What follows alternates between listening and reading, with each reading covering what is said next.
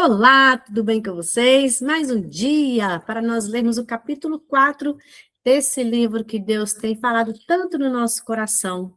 O Deus que destrói sonhos. Será que esse Deus que destrói sonhos é porque ele é um Deus cruel? Não, é porque ele é um pai, né? Nós que aceitamos o Senhor, nós hoje podemos ter a filiação, podemos chamá-lo de pai.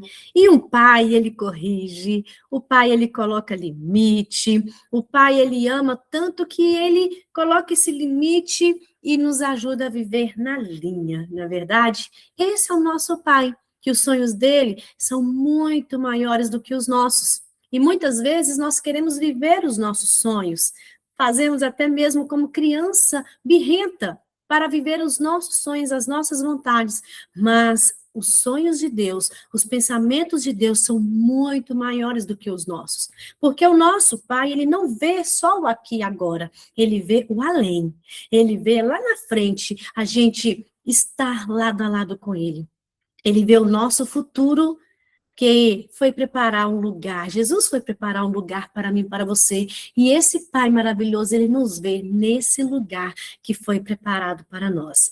Então, capítulo 4, abrindo mão dos seus sonhos para viver a vontade de Deus, ou abrindo mão dos meus sonhos para viver a vontade de Deus. Vivemos num tempo marcado pela busca da autenticidade e da independência. Queremos ser originais e percebidos. Músicas, filmes e séries inspiram um estilo de vida deslocado que não presta contas para ninguém. Acho que todo mundo já pensou em algum momento da vida em chutar o balde e viver do jeito que der na telha. Contudo, viver desse jeito não é ser original. Afinal, estamos sempre imitando alguém. E que esse alguém seja, né, o nosso Jesus. Que o nosso anseio seja imitar a Cristo.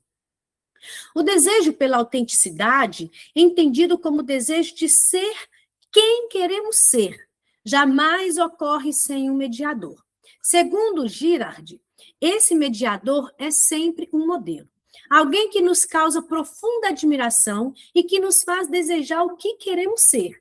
E ter também, imitamos um modelo em nossos desejos. Por isso que é muito... A gente tem que tomar muito cuidado quem nós seguimos em redes sociais, quem nós estamos sempre olhando.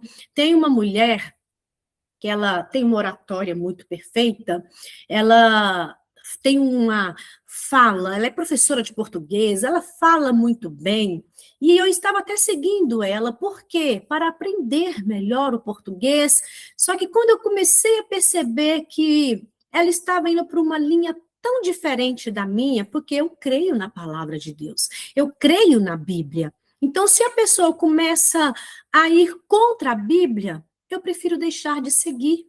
Ainda que ela tenha algo de bom para me oferecer. Se eu quero aprender algo, posso até mesmo comprar um curso de oratória e tudo mais. Mas eu não quero, eu não preciso ficar vendo, falando contra a palavra de Deus. A última que ela falou agora, essa semana, que ela escreveu, que a mulher sábia é aquela que escolhe viver sozinha, que não quer se submeter a ninguém, que não quer um casamento. E a Bíblia nos fala que a mulher sábia é aquela que edifica o lar. Ou seja, ela está indo totalmente contra a palavra de Deus. Então, eu não quero imitar uma mulher dessa. Eu não quero ser como ela, que já saiu do segundo casamento e fala que não quer ter filhos. Isso não é para mim.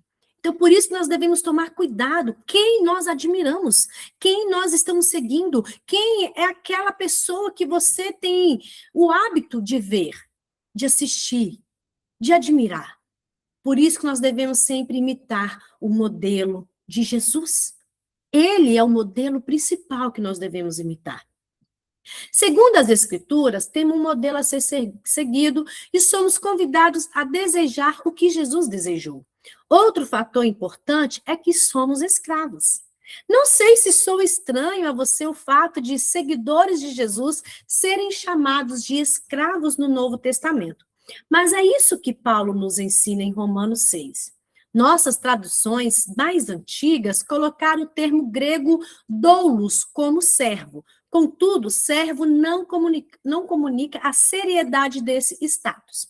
Fora que, se os escritores do Novo Testamento quisessem se referir a nós como servos, eles teriam outras palavras para isso. Ou seja, quando dizem que somos doulos, querem dizer exatamente isso. Somos escravos.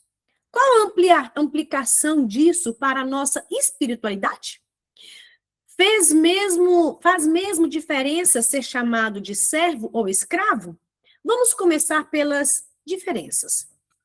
Embora seja verdade que os deveres de um escravo e dos servos possam ter coisas em comum, até certo ponto, há uma distinção chave entre os dois. Os servos são contratados, escravos são prioridades de alguém. Os servos têm a liberdade de escolher para quem trabalhar e o que realizar. A ideia de servidão preserva certo nível de autonomia e direitos pessoais. Escravos, por outro lado, não têm liberdade, autonomia e nem direitos. Olha a diferença. A diferença de escravo e servo. Servo, ele tem escolha. Até certo ponto, sim. Ele escolhe para quem vai trabalhar, agora escravo não. Ele é propriedade de alguém. A ideia de escravidão que permeia o pano de fundo dos escritores do Novo Testamento é a romana, na qual o escravo era propriedade do seu senhor. Tinha a condição jurídica de coisa que era, inclusive, vendido como mercadoria. Dessa forma, nesse capítulo, Paulo deixa bem clara a condição do ser humano. Ou somos escravos do pecado, ou somos escravos de Deus. Olha, éramos escravos do pecado, mas Cristo nos libertou. Então, hoje nós somos escravos de Deus para viver a vontade de quem? Do nosso Criador. Tipo, não existe a tal liberdade do eu posso ser o que eu quiser. Ou seja, o que o mundo diz lá fora, meu corpo, minhas regras, eu posso ser o que eu quiser. Não. Nós somos o que a Bíblia diz que nós somos. Nós somos feitos à imagem do Criador. Paulo está tratando o tema cristão, do tema o cristão e o pecado.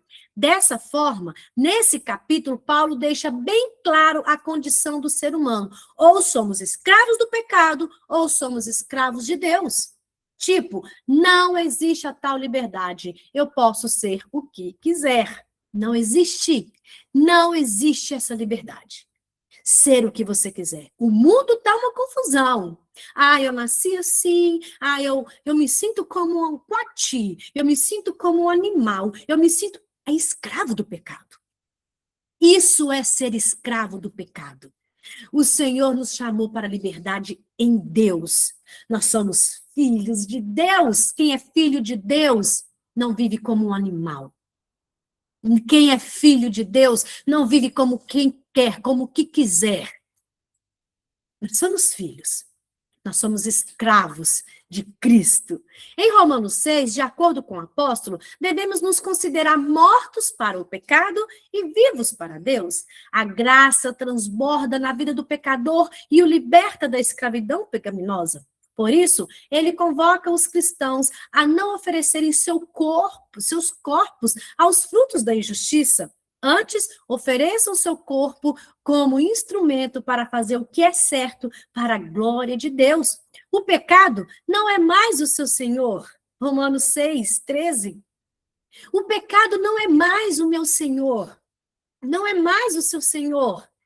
O 16 é impactante. Vocês não sabem que se tornam escravos daquilo que escolhem obedecer?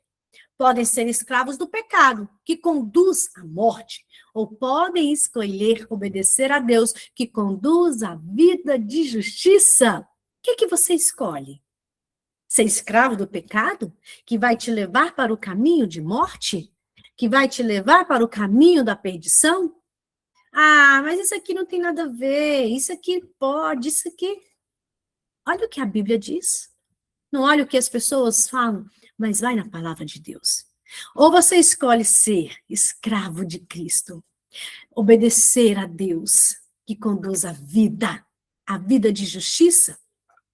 Os leitores de Paulo entenderam o conceito de submissão implícito neste exemplo da escravidão. Um escravo até pode ficar sonhando acordado e pensando no que vai fazer com essa tal liberdade, construindo seus planos e elaborando o futuro. mas ao abrir os olhos, a realidade o coloca no seu devido lugar. O escravo é alguém submisso, que sempre está devendo obediência a alguém. Ou seja, não existe uma terceira opção diferente dessas duas. O tornar-se cristão é, grosso modo, uma troca de proprietário. Antes, éramos proprietários do pecado. Éramos escravos do pecado. Um exemplo? Quem gostava de beber era escravo do vício. Ah, era só um golinho, só uma cervejinha de vez em quando. Não, não fica só de vez em quando. Era escravo do vício. Tem muitas pessoas escravo do vício do cigarro. E ela não enxerga isso, mas está sendo escravo do vício. Mas agora que torna cristão, troca de proprietário. E quem é o proprietário? É o nosso Criador. Quer melhor do que isso? Aquele que te criou, que te conhece por inteiro. Paulo primeiro afirma que ninguém é livre, versículo 16. Todo mundo é escravo de alguma coisa, ou de alguém. Todo mundo se oferece para alguém. Todo mundo vive para alguma coisa. Oferecemos-nos como sacrifício sobre algum altar. Servimos todos a alguma causa. E essa coisa se torna Senhor. E nós tornamos os seus escravos. Isso é verdade. Todo mundo é escravo de alguma coisa. Aí é o quê? Fazer a autoanálise. Vamos analisar. Eu estou sendo escravo de quê? Do celular? Do vício do celular? De ficar nos rios, vendo a vida do outro, sabendo o que aconteceu com fulano e com ciclano? Será que eu estou sendo escravo disso? Aí é a autoanálise. Eu quero ser escravo de Cristo. Eu quero ser escrava do Senhor. Fazer a vontade dele, que os sonhos dele se realizem na minha vida. Locke estava certo em Vingadores 2012, quando disse que fomos feitos para sermos governados. Na palavra de Tadeusz Williams, a única coisa que não podemos fazer é não nos curvarmos perante algo. Smith também reverbera isso em seu maravilhoso livro Você é Aquilo que Ama. Todos nós estamos em uma busca de um reino. Precisamos saber qual. A questão é que só existe um reino que vai permanecer e que é eterno. Todos estamos à busca. Ou seja, nós somos aquilo que amamos. O que você tem amado? Qual o seu ídolo? Mas aquilo vai permanecer? É eterno. O reino de Deus é eterno, que vai permanecer. Os que são construídos por nós são apenas castelos de areia. Ser súdito do reino de Deus é ter nossos anseios e desejos alinhados aos anseios e desejos do rei. Antes que você fique meio desanimado com este capítulo, quero relembrar que já escrevi antes. Nós vivemos por meio da graça. Por meio do Espírito Santo, escolhemos obedecer ao Senhor. E, consequentemente, ele nos ajuda em nossas fraquezas e no exercício desse serviço. Como afirmou Keller, o Evangelho nos dá um novo incentivo para viver piedoso. Diferente do que tínhamos quando nos encontrávamos debaixo da lei, como sistema da salvação. Isto é, viver como escravo de Deus é um privilégio. Romanos 1 nos mostra o que fizemos com nossa liberdade depois da queda. As grandes guerras também estão por aí para nos lembrar de que somos capazes. E, claro, nos pequenos egoísmos e deslizes do dia a dia, percebemos como somos escravos dos nossos desejos. Desse modo, por que não colocar a vida nas mãos de quem governa a história? Por que não ser súdito do verdadeiro rei? Gente, isso é muito sério. Nós somos salvos pela graça. Mas essa graça que nos salvou, porque não é mérito nosso. Não é porque eu sou boazinha que eu sou salva, mas eu sou salva pela graça. E essa graça que me salvou me ajuda a viver, a vencer as fraquezas, a viver o serviço. Essa graça nos ajuda a viver o evangelho. Isso me lembra do escravo da orelha furada. Conhece essa história? Pela lei, os israelitas deveriam soltar seus escravos no 7º ano de serviço. Porém, se durante o tempo de trabalho eles recebessem esposa e tivessem filhos, os familiares não seriam soltos. Com eles, a partir disso, o escravo poderia escolher dois caminhos: a liberdade ou continuar como escravo. Depois de apresentado ao juiz para confessar que estava abrindo mão da sua liberdade, ele tinha uma das orelhas furada. E esse era um sinal de que, por amor, ele resolveu servir para sempre seu Senhor. Êxodo 21.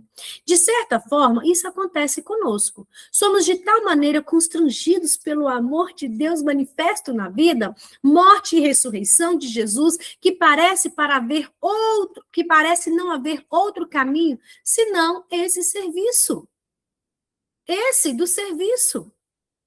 O amor dele nos constrange. Então eu quero servi-lo.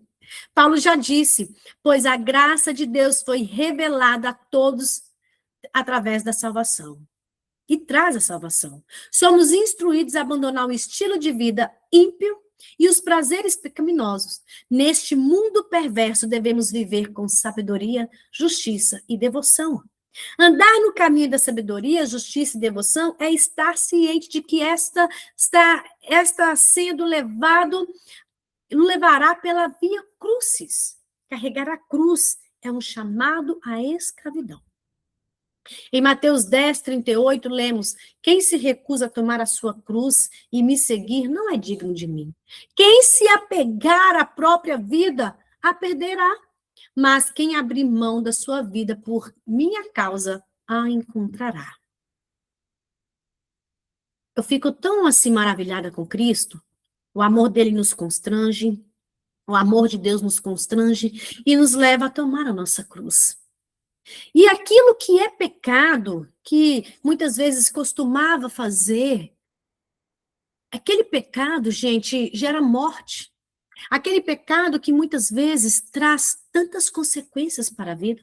Um exemplo, uma pessoa que vive na prostituição, uma mulher que é solteira ou casada e vive no adultério, corre tanto risco de pegar doenças. Aquela às vezes, uma gravidez indesejada, né, que depois vai assumir a criança sozinha. Aquelas doenças, a pessoa está sujeita por causa do pecado. Aí ela fica assim, é o prazer mais gostoso. Mas o nosso Pai, quando isso a gente enxerga que isso é um pecado, que era escravo desse pecado, aí você, através da graça do Senhor, você vence esse pecado, você está livre, está protegendo o seu corpo. Olha como que esse Deus é maravilhoso. Ele nos ama tanto que quer nos proteger. Um exemplo, o cigarro, que é um pecado. Por quê? Porque destrói o corpo, o pulmão. É escravo do cigarro, escravo do vício, daquilo que está prejudicando o seu corpo. Aí quando a pessoa se torna uma nova criatura, quando a pessoa converte, aceita Cristo, entende o amor do Senhor, ela para de usar aquilo, o seu corpo vai limpando, vai sendo limpo. Glória a Deus, é isso que o nosso Pai faz. O amor dele nos constrange e nos protege. É maravilhoso. O convite de Jesus para viver como seu seguidor tem como essência a vida de um escravo. Apocalipse 3,12 mostra que, na eternidade, teremos o nome do Senhor gravado em nós. Não é um sinal claro de possessão? Então, somos do Senhor, Tito 2,14.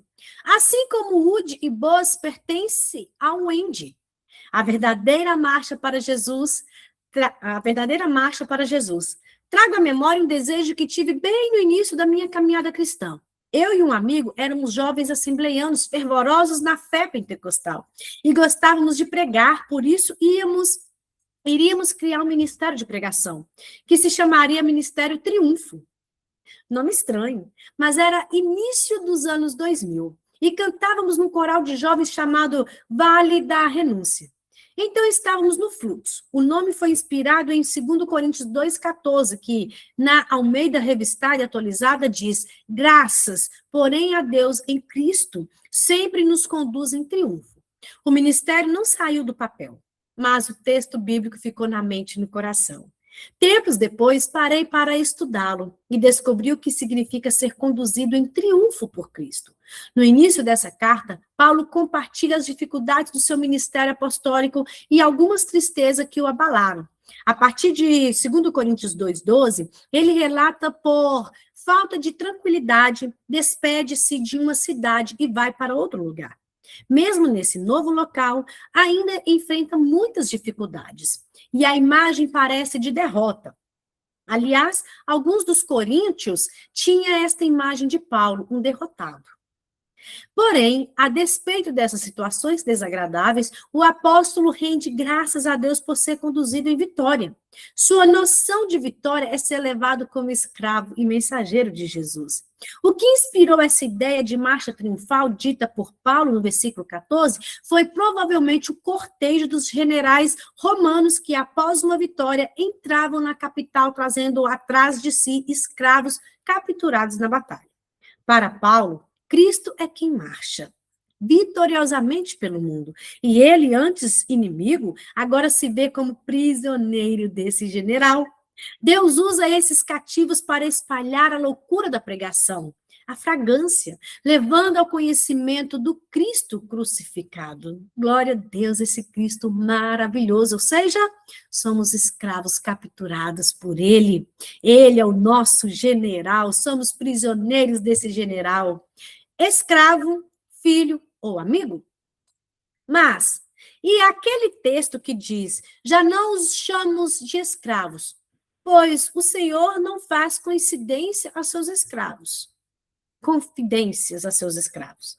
Agora vocês são meus amigos, pois eu lhes disse tudo o que o Pai me disse, João 15,15.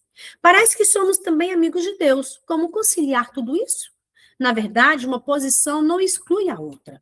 Você pode ser filho ou filha do dono da empresa e, ao mesmo tempo, um de seus funcionários. Por isso, podemos ser filhos de Deus, escravos do reino e ainda seus amigos. Olha que privilégio!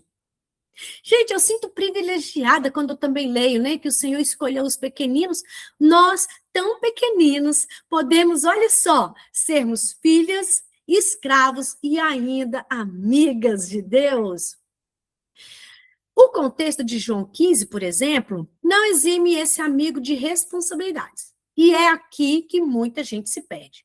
Entendem amizade com Deus como uma ida ao acampamento ou um passeio no shopping. As pessoas se perdem, acham que amizade com Deus é isso. Deus como aquele amigo que está sempre presente nas horas difíceis. Deus como aquele parceiro, aquele brother. É tudo isso mesmo. Porém, a dimensão do seu senhorio não pode ser esquecida. Lembre-se, Deus é o Senhor. Ou seja, não é só para um passeio no shopping. Não é só para dizer que é amigo. Não é só nos momentos difíceis, é nos momentos de bonança também. E não esqueça, Ele é o nosso Senhor. Nós somos amigos do nosso Pai, do nosso Senhor. No versículo 10 desse capítulo do Evangelho de João, percebemos que a obediência foi um fator-chave no relacionamento entre Jesus e Deus. Ler também João 8:29. Essa obediência foi e é motivo de alegria e, portanto, Jesus não se intimida em dizer que essa amizade com ele está, em certa medida, condicionada aos mandamentos solicitados aos seus discípulos. Ou seja, Jesus falou, vocês serão meus amigos se fizerem o que eu vos mando. Se obedecer os mandamentos, tem condição. Tem uma condição aí. Se a obediência é a condição de permanecer continuamente no amor de Jesus, não é menos importante lembrar que em João 15:21, nosso amor por Jesus é a fonte da nossa obediência a Ele, assim como a nossa obediência é a demonstração da realidade daquele amor. Ou seja, se eu amo a Cristo, eu vou obedecer, eu vou demonstrar a realidade do meu amor obedecendo os mandamentos. Outro ponto central para entendermos é João 15:15, é que a noção moderna de amizade não cabe aqui, pois não estamos falando de iguais. Eu não posso chegar para Deus e pedir obediência.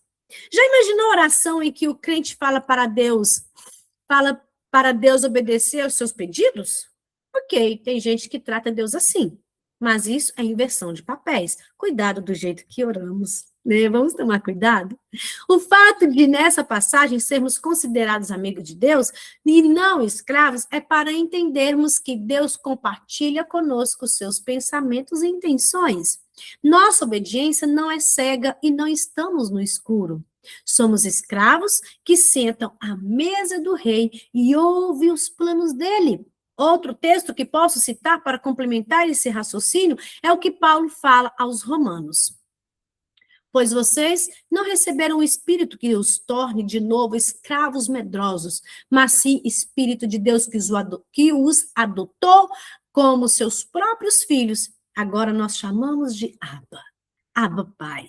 Chamamos ele de Pai. Somos filhos, ao mesmo tempo podemos servir, sermos funcionários, sermos escravos dele. Ele não é um objeto. Deus, nós somos amigos de Deus, e Deus, ele não está aqui para fazer a nossa vontade. Ah, Deus, faz isso para mim. Ah, Deus, eu quero isso. Opa, até a nossa oração tem que ser com sabedoria. Ao adotar cada um de nós, Deus nos livrou da escravidão do pecado. MacArthur relata a adoção nos tempos romanos significava um novo começo, a entrada numa nova família, de forma que todos os laços de família anteriores eram obrigações anteriores e obrigações eram quebrados. Contudo, por mais que o filho adotado ganhasse uma nova posição, ele também tinha novas obrigações de honrar e satisfazer o pai. Não somos escravos que fazem as coisas por medo ou castigo ou desemprego. Somos filhos que obedecem ao pai e participam ativamente do que ele tem feito no mundo. Não por medo. Não obedecemos por medo, mas porque somos filhos. Porque nós somos filhos. Porque nós entendemos que ele me amou primeiro. Porque eu entendo que ele me escolheu, então ter prazer de fazer. Por quê? Comprados por um alto preço. Para encerrar este capítulo, longe de encerrar o assunto, penso ser interessante olharmos para alguns textos bíblicos que realçam nossa condição de escravidão e liberdade.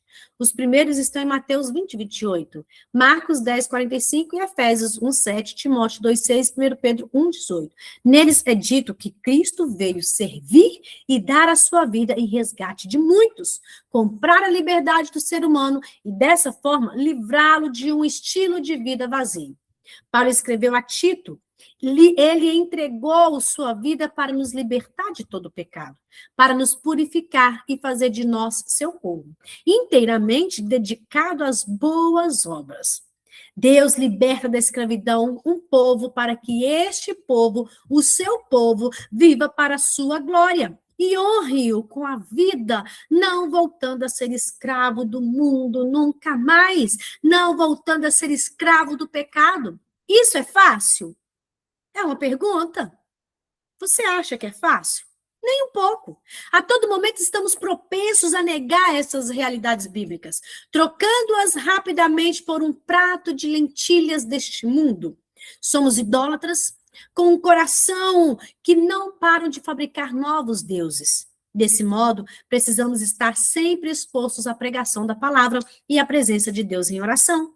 Por isso que é muito importante sempre ler a Bíblia, ouvir pregações e confiar que, em sua misericórdia, ele nos fará um pouco mais parecidos com seu filho. Aqui cabe Hebreus 13, 21. E agora, que o Deus de paz, que trouxe de volta dos mortos nosso Senhor Jesus, o grande pastor das ovelhas, e confirmou uma aliança eterna com seu sangue, os capacite em tudo o que precisam para fazer a vontade dele, que ele produza em vocês, mediante o poder de Cristo Jesus, tudo que é agradável a ele, a quem seja a glória para todo o sempre. Amém. Glória a Deus. Que capítulo maravilhoso, como Deus tem ministrado a nosso coração, como o Senhor falou comigo. Por quê? Porque eu posso viver a palavra dele, com a graça dele, através do amor, através da graça do nosso Senhor Jesus. Que o Senhor Jesus abençoe vocês. amanhã, capítulo 5, se Deus permitir.